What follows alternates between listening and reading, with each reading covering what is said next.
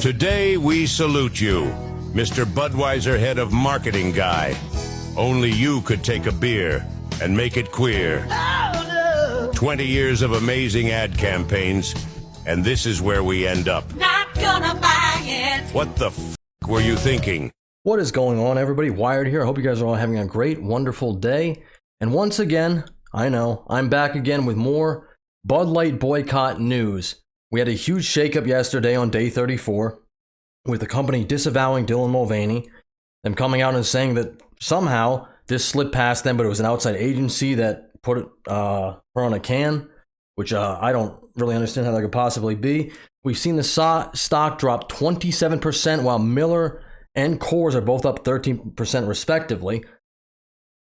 And I did a video yesterday where Fenway Park, they can't give the beer away. Nobody is lining up for Bud Light. There's a negative stigma around it. Nobody wants to drink this crap. And yet still there are reports coming out saying, oh, it's not really that bad. We're only down 1%. But, you know, the quarterly report hasn't come out yet. It has, but that was not for April where this all started. So I got two articles to read here. First one is Bud Light is hoping free cases of beer will smooth over any tensions with its sellers after the Dylan Mulvaney backlash. It does not seem like that, but you know, it's a bold strategy, Con. Let's see if it pays off for him.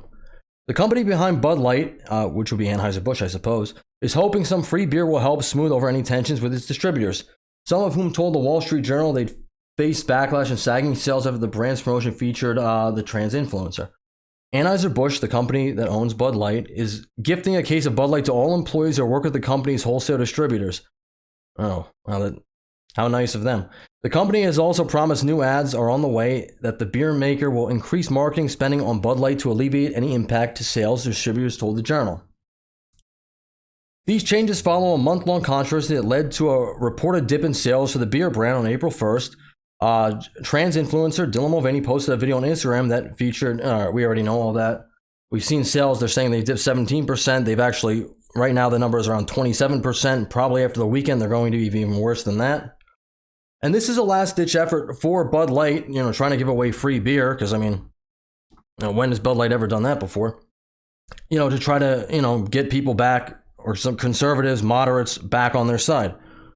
And we saw that, with, you know, with the Clydesdale horses ad they did a couple weeks ago, with the whole, you know, America First pandering thing, which nobody really bought because everyone's waiting for an apology.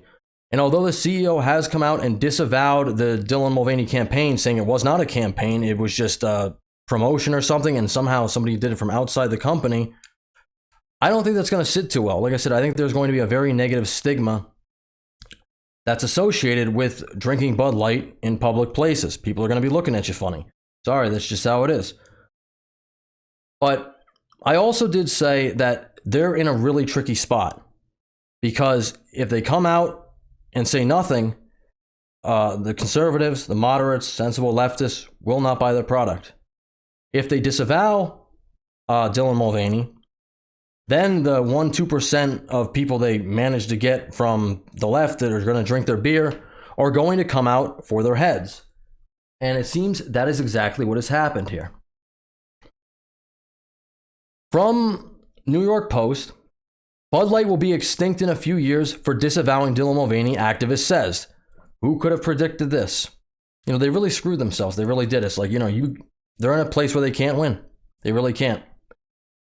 The attempt by Bud Light's parent company, Anheuser-Busch, to distance itself from transgender social media influencer Dylan Mulvaney puts the iconic American beer brand at risk of going extinct, according to an LGBTQIA plus XYZ activist.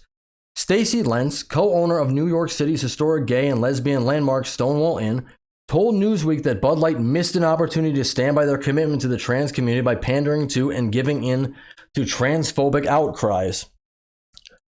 Honestly, I don't think this has really been a transphobic outcry. I think people just don't want these gender identity politics pushed down your throat everywhere we look. How many companies are going to do this now? It's everywhere. But, you know, I definitely could have foreseen this. They come out, they disavow Dylan Mulvaney. Next day, boom, leftists are upset. Anheuser-Busch CEO Michelle Ducaris told investors on an earnings call Thursday, disavowing ties to Mulvaney. I read this yesterday, sorry.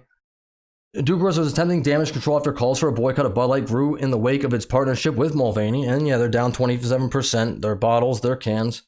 They're pretty screwed at the moment. But this is the problem with disavowing this person. This is why you should not get involved in identity politics. You should just stick in your lane. Focus on your brand.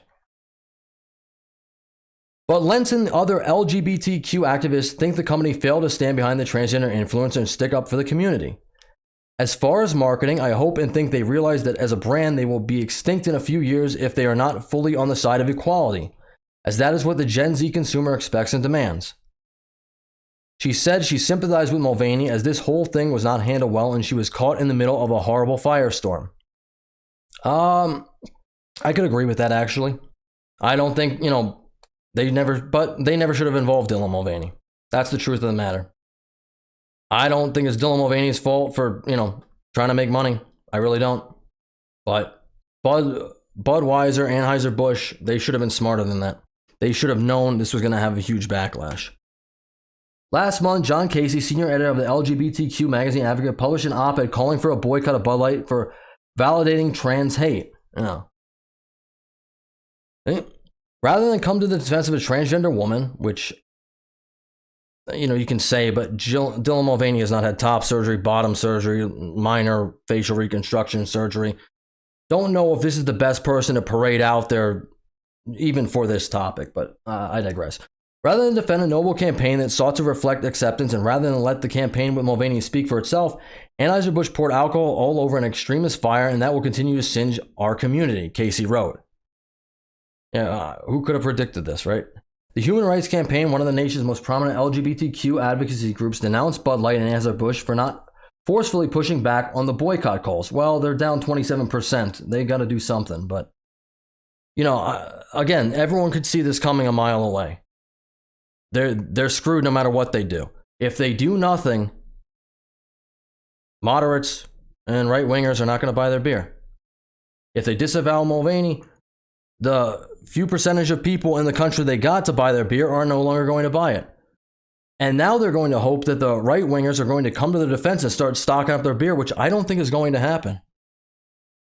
This is a no-win situation for them. It's really a shame. But, you go woke, you go broke. In this moment, it's absolutely critical for Anheuser-Busch to stand in solidarity with Dylan and the trans community, Jay Brown, a senior vice president at HRC, said.